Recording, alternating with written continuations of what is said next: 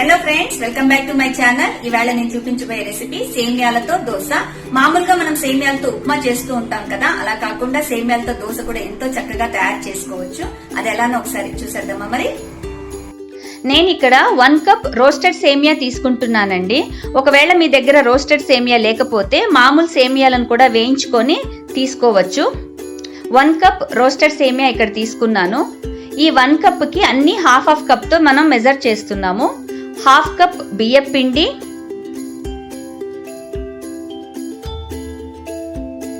Half cup upma రవ్వ,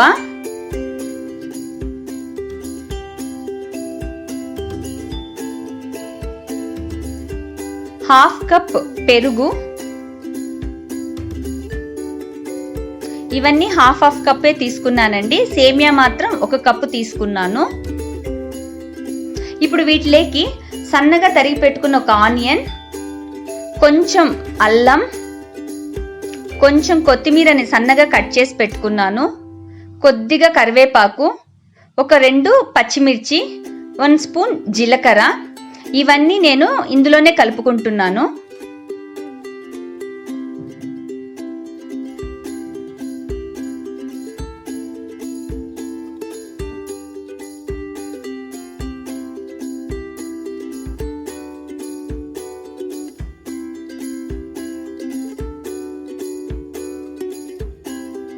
ఇలా ready చేసి పెట్టుకున్న వీటన్నిటికీ నేను రుచికి సరిపడా సాల్ట్ యాడ్ చేస్తున్నాను. ఇక్కడ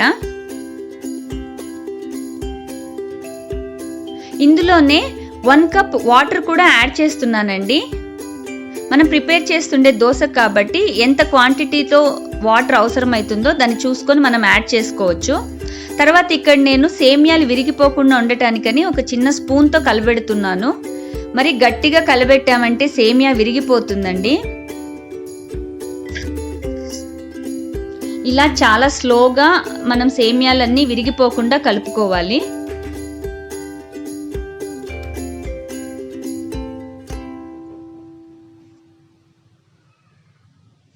ఇలా కలుపుకున్న తర్వాత దీన్ని ఒక 20 నిమిషాల పాటు నానపెట్టుకోవాలి. అంటే సేమియా కొంచెం మెత్తబడే వరకు నానపెట్టుకుంటే సరిపోతుంది.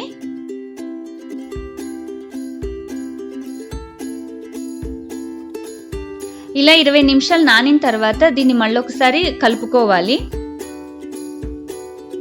ఇలా కలుపుకున్న తర్వాత మనం దోశ వేసుకోవడానికి ఎంత పలుచగా కావాలో అలా నీళ్ళని యాడ్ చేసుకుంటూ మనం కలుపుకోవాలండి పిండిని.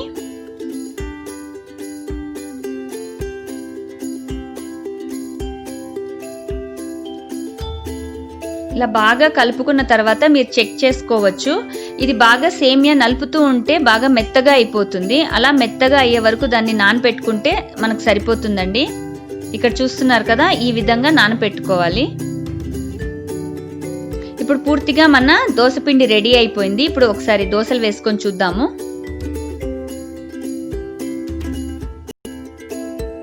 ఇప్పుడు గ్యాస్ పైన తవా పెట్టి తవా కొంచెం వేడెక్కగానే 1 డ్రాప్ ఆయిల్ వేసి ఆనియన్తో బాగా స్ప్రెడ్ చేసుకోవాలి. ఇలా స్ప్రెడ్ చేయటం వల్ల దోశలు తవాకు అంటుకోకుండా ఈజీగా వచ్చేస్తాయి. ఇలా అయిన తర్వాత పిండిని మనం వేసే ప్రతిసారి బాగా కలుపుకొని వేసుకోవాలండి, లేదంటే సేమియాలు అడుగునే ఉండిపోతాయి. ఇలా మనం దోశ పిండిని చాలా స్లోగా వేసుకోవాలి. మామూలు దోశలా కాకుండా దీన్ని కొంచెం కొంచెం జార్చుకుంటూ వేసుకోవాలండి. ఈ విధంగా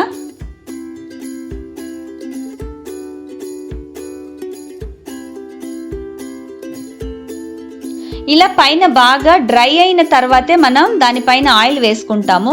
చూసారా, ఈ విధంగా డ్రై అయిన తర్వాత దీని చుట్టూ ఆయిల్ వేసుకోవాలి.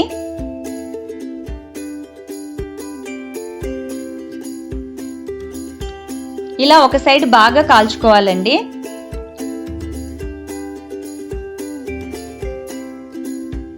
ఇది బాగా కాలింది అంటే తవా కంటుకోకుండా వచ్చేస్తుంది. అన్ని సైడ్లు బాగా స్లోగా తీసుకోవాలండి వీటిని, లేదంటే దోశలు విరిగిపోతాయి. ఇలా ఇంకో సైడ్ కూడా దీన్ని బాగా కాల్చుకోవాలి.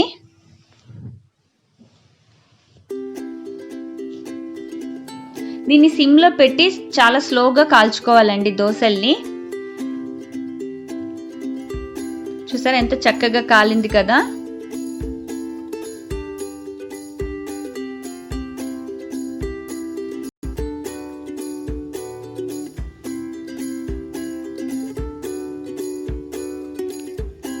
ఇక్కడ నేను మీకు ఇంకో దోశ కూడా వేసి చూపిస్తానండి.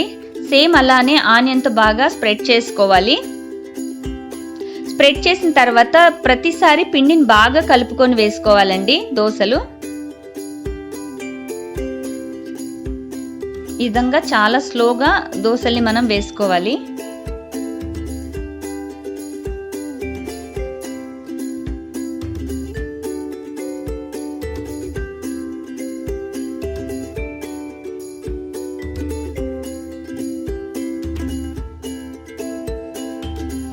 బాగా డ్రై అయిన తర్వాత మనం ఆయిల్ వేసుకోవాలి. ఇలా వేసుకోవటం వల్ల దోశలు తవాకు అంటుకోకుండా ఈజీగా వచ్చేస్తాయండి. చూసారా చక్కగా తవాకు అంటుకోకుండా బాగా వచ్చాయి కదా. బాగా కాలాయి కూడా దోశలు. సేమ్ అలానే ఇంకో సైడ్ కూడా బాగా కాల్చుకోవాలి.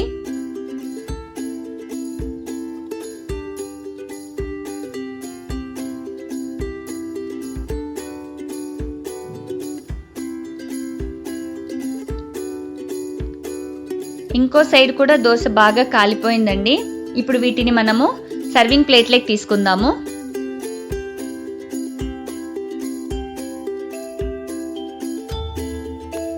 చూసారు కదండి ఎంతో టేస్టీగా ఉండి సేమియా దోశ రెడీ అయిపోయింది. ఇక్కడ వెరైటీ దోశ కావాలనుకునే వాళ్ళకి ఇది చాలా బాగుంటుందండి. దీన్ని శనక్కాయల పొడితో కానీ లేదా మీకు ఇష్టమైన ఏ చట్నీతో అయినా తీసుకోండి, చాలా టేస్టీగా ఉంటుంది.